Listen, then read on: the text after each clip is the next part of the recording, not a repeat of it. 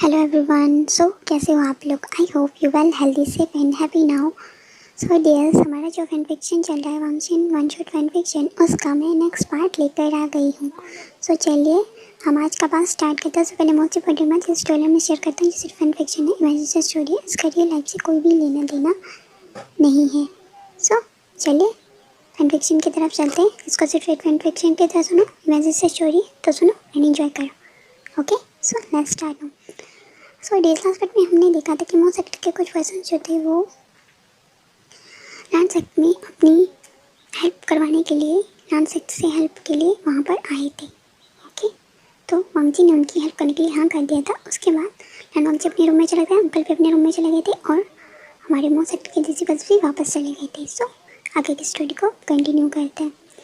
So dear, उसके बाद हमें सीन दिखाया जाता है मॉस एक्ट का, जहाँ पर एक अंधेरा रूम दिखाया जाता है, जहाँ पर एक पर्सन दिखाया जाता है जो कि ज़मीन पर सोया हुआ था।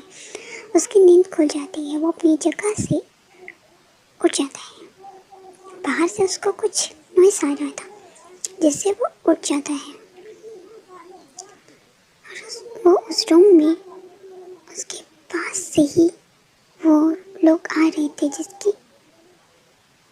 थे और उनमें से एक पर्सन कहता है कि इसकी हिम्मत भी कैसे हुई मुझसे उलझने की। वो तभी पिंक को वो जो पर्सन था उसका नाम मोशवांशु था। मोशवांशु था उस पर्सन का नाम, जो कि नीचे वहाँ पर लेटा हुआ था। तो उसको वो मोशवांशु को कॉलर से पकड़ता एंड उठाता है एंड एक स्लैप मारते हुए उसके मुंह पे एक स्लैप मारता है एंड कहता है कि तुम हमारे इस मुंह सेक्ट पर एक थप्पा हो, हमारे मुंह सेक्ट पर एक थप्पा बनकर आए हो। समझ नहीं आ रहा है कि वो उस इंसान को भी नहीं पहचानता है। उस इंसान ने इतना कहा कि तुम हमारे मुंह सेक्ट के लिए एक थप्पा हो। उसको थप्पड़ मारता है, बहुत ज़्यादा स्लैप्स मारता है एंड जो हमारा मुंह होता है उसे समझ नहीं आ रहा होता कि ये पर्सन है कौन और क्यों उस पर जो है वो हाथ उठा रहा है और उसके साथ ये सब क्यों कर रहे थे। ये सब क्वेश्चन जो थे उसके माइंड में चल रहे थे। फिर वो इंसान अपने डिस्पल्स के साथ मिलकर उस पर्सन को बहुत ज़्यादा मारता है। जब वो इंसान बेहोश होने वाला होता है तो उसे नीचे गिरा देता है और वहाँ से चल टाइम वो कहता है मोसेक के क्राउन प्रिंस से उलझने से पहले उसको सोचना चाहिए था। हमें अब उस पर्सन का इंट्रो दिया जाता है जो कि मोसेक के क्लान लीडर का पर्सन है। अब सीन थोड़ा सा शिफ्ट करके बाद का दिखाया जाता है, जहाँ पर वो पर्सन नीचे गिरा हुआ था अपने दर्द में। तभी उस रूम का डोर ओपन होता है। वहाँ पर एक फ़ोन पर्सन जो था वो फूड देकर चला जाता है। वो उस पर्सन को कहता है, मो शुआंशु उस पर्सन को कहता है कि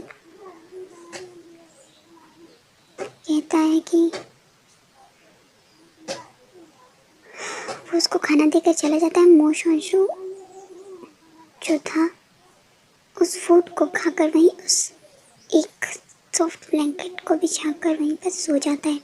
तभी वहाँ पर आधी रात का सीन दिखाया जाता है, जहाँ पर जो हमारा ये होता है हमें जो है वहाँ पर जो है वो एक सीन दिखाया जाता है।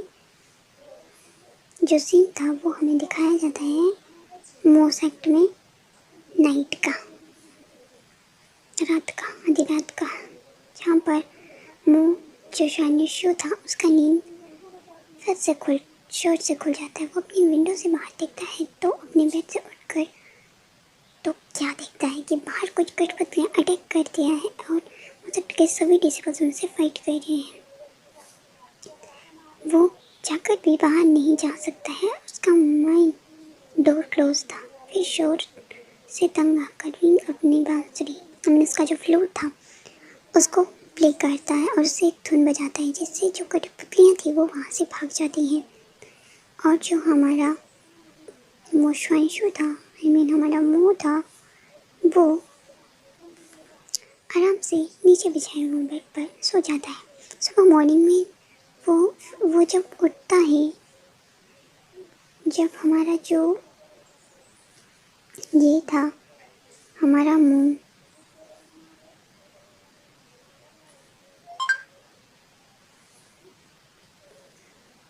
जब होता है, जो उसका नींद खुलता है तो उसका डोर ओपन होता है, और वो वहाँ से बाहर निकलता है।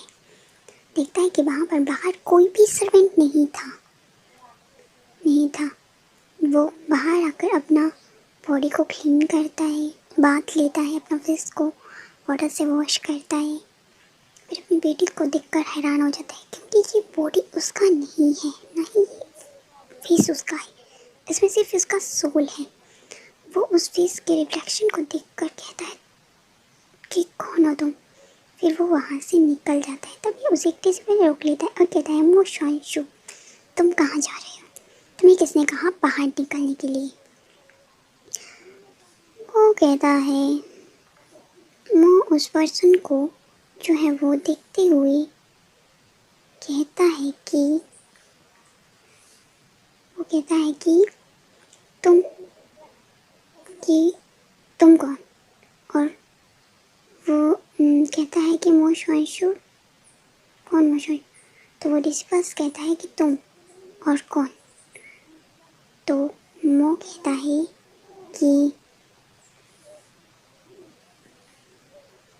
है तो तुम्हारा नाम मोशांशु है। फिर वो इंसान जैसे ही रिंग को मारने के लिए अपना हाथ आगे बढ़ाता है, तो वो जो हमारा ये था, मो था, उसने जो हो था, मतलब उसने उस पर्सन ने जब मारने के लिए उसको अपना हाथ बढ़ाता है, तो हमारा जो मोशांशु था, उसने खुद को बचाने के लिए एक हाथ से चुटकी बजाता है। तो इंसान एकदम मिट्टी की तरह, पुतले की तरह एकदम खड़ा हो जाता है। फिर विंग वहाँ से भाग जाता है और वाइन शॉप में जाकर जी भर के वाइन पीता है और अपने रूम में रेस्ट करने के लिए चला जाता है। फिर सीन शिफ्ट करके हमें दिखाया जाता है लान वांगजी का, जो कि मोसाक जाने के लिए रेडी हो रहा था, तैयार हो रहा था। तभी हमारे जो प्यारा सा आयुयान था, उसको पता नहीं कहाँ से जो है वो खबर लग गई कि उसका फादर कहीं पर जा रहा है।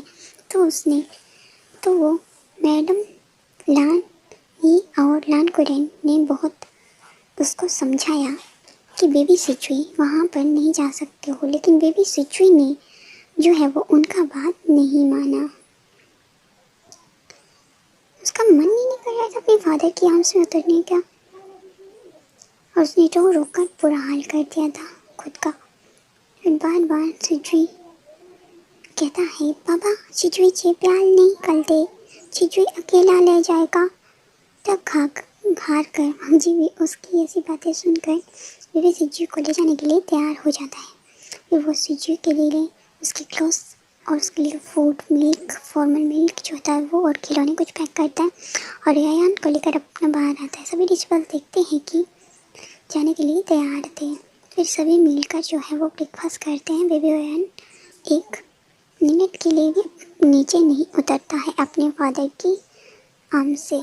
शायद उसको लगता था कि उसने अगर अपने फादर को छोड़ दिया तो उसके फादर उसको छोड़ देंगे। पर मैडम लान और लान कुरेन बहुत इमोशनल हो गए थे आयुयान का ये बिहेवियर देखकर कि वो अपने फादर से कितना लव करता है। फिर जो हमारा वांगजी अपने बेबी को फॉर्मल मिल्क बनाकर पिलाता है। आयुयान अभी 6 इयर्स का है, तो वो ज़्यादा फूड नहीं खा पाता है, वो बस मिल्क ही पीता है। फिर लान वांगजी अपने सेक्ट के डिसिपल्स के साथ मो सेक्ट के लिए निकल जाता है। बेबी ओयान भी वांगजी के साथ ही हौस बजाने की जिद करता है। उसके लिए उसको बेबी ओयान को वैसे ही ले जाना पड़ा था। बेबी ओयान पहली बार अपने फादर के साथ बाहर निकला था, तो वो बहुत हैप्पी था। यहाँ का व्यू देखकर बहुत हैप्पी था होता है और कहता है, पापा बहुत सुंदर व्यू है, सिचुई को पसंद आया, ये सिचुई पसंद आया सिचुई को। ये वांगजी कहता है, सच में बेबी ओयान तुम्हें ये पसंद आया? तो बेबी ओयान कहता है व्यू को एंजॉय करो। फिर बेबी ओयान जो है कैंडी मांगता है। तब वांगजी को अचानक से विंग का याद आ जाता है कि विंग भी इसी तरह उसे कैंडी मांगने की जिद किया करता था। वांगजी होश से उतर कर कैंडी दिलवाता है अपने बेबी ओयान को। फिर वो मोसेक्ट की तरफ चल देते हैं। फिर वांगजी अपने माइंड में कुछ सोचता है। फिर फ्लैशबैक दिखाया जाता है जहाँ पर जिंगशी का दिखाया जाता है जहाँ जिसमें विंग जो वांगजी से बेग कर रहा था कि प्लीज़ मुझे जाने दो, ऐसा मत करो, आप मेरा बैग का पेन से बहुत बुरा हाल कर दिया आपने। आप मुझे ऐसे देख रहे हो जैसे एक भूखा टाइगर अपने शिकार को देखता है। वांगजी कहता है टाइगर, हाँ तो आज ये टाइगर इस रैबिट को खाएगा। विंग डरते हुए कहता है नहीं देखिए आप हर दिन ऐसा ही कहते हो। और मेरे साथ वांगजी आंसर देता है कि मेरा ओमेगा है ही इतना प्यारा और मासूम कि मैं उसको लव करे बिना रह नहीं पाता। असल में जो विंग और वांगजी की शादी को 3 मंथ्स हो चुके हैं और वांगजी का ब्रदर लॉन्च जिनका शादी को 5 मंथ्स होने वाले हैं। लैन वांगजी ने जल्दी से विंग के लिप्स को कैप्चर कर लिया और उसको उन्हें लिक किया, फिर किस किया, फिर बाइट उनको सब करने लगा। वांगजी धीरे धीरे उसके क्लॉथ्स को भी रिमूव कर रहा था उसकी बॉडी से, जो किस वांगजी का सॉफ्ट था अब वो डीप और हंगर किस में बदल गया था। वांगजी विंग की नेक को अब शक एंड बाइट कर रहा था। विंग की बॉडी पर वांगजी ने के दिए हुए लव बाइट्स जो कि पर्पल कलर में सामने दिख रहे थे, जो देखे जा सकते थे। वांगजी अब विंग की नेक को किस कर रहा था, नीचे नीचे आधा उसके शोल्डर ब्लेड पर, उसके चेस्ट पर, उसने विंग के निपल को अपने माउथ में ले लिया था। एंड उसके बाद वो वांगजी ने उसके एक निपल को अपने माउथ में लिया और उसे सब करा, बाइट करा और दूसरे हाथ से उसके दूसरे निपल्स को वो स्क्वीज कर रहा था। विंग जिससे माउथ से छोटे छोटे से वॉइस निकल रहे थे कि प्लीज़ डोंट डू दिस। फिर वांगजी अगेन विंग को लिप्स पर किस करता है और विंग भी उसको किस का रिस्पॉन्स करता है। वो एक पैट एंड मैसी किस था। विंग और वांगजी को किस में बहुत ज़्यादा उसका सारा रूप खोल देता है। विंग जब वांगजी का लोअर बॉडी की तरफ देखता है तो कहता है कि ये इतना बिग क्यों है। वांगजी किसको ब्रेक करते हुए कहते हैं कि क्या मैं आगे बढ़ सकता हूँ।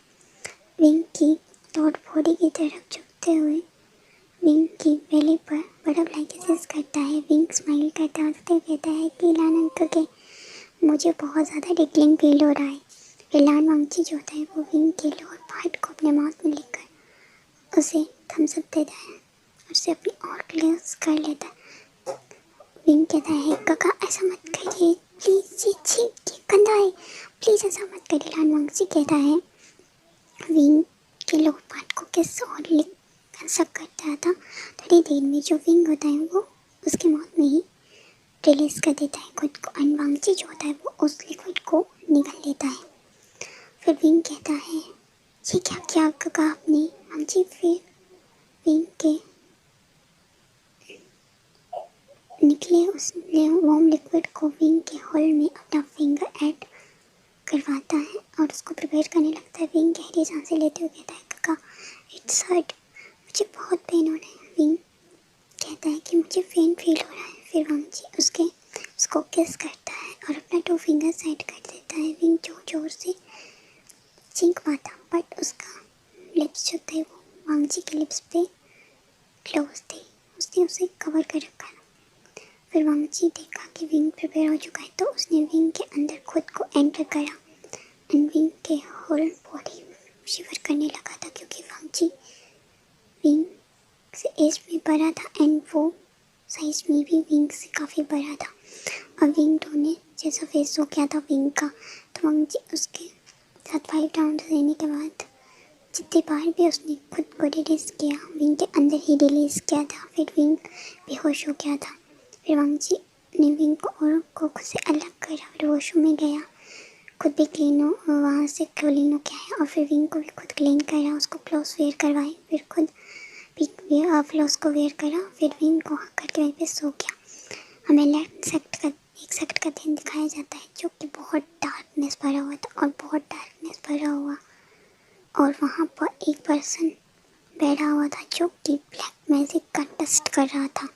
उसके हाथ में एक आयरन का पीस था और वो कहता है, तुम सभी किसी काम के नहीं हो, तुम सभी आज तक विभूषण को नहीं मार पाए। लॉर्ड वांगजी के सुमिका को उसका कुछ करना ही पड़ेगा, नज़र रखने के लिए भेज देता है और उसके डिजिबल्स लैंड सेक्ट पर पूरा नज़र रख रहे थे। वो पूरा जानकारी वहाँ से उस जादुई उल्लू के जरिए उन तक पहुँचा रहे थे।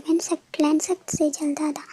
लैंड सेक्ट पूरी दुनिया में अपना राज करना चाहता था, क्योंकि पूरा क्लैन लीडर्स लैंड सेक्ट के अंडर आते हैं और झुकते हैं, इसलिए लैंड सेक्ट को अपने रास्ते से हटाना चाहते हैं। लैंड सेक्ट को कहीं से भी विंग के अंदर कुछ जादुई पावर्स हैं उसका बारे में पता चल गया था, तो वो विंग की मैरिज अपने सन में जॉ से करवाना चाहते थे, बट विंग का मैरिज लॉर्ड वांगजी के साथ लैंड सेक्ट में हो गया था, इसलिए लॉन्स के सेक्ट को बर्बाद करना चाहते थे। वो प्लान कर रहे थे।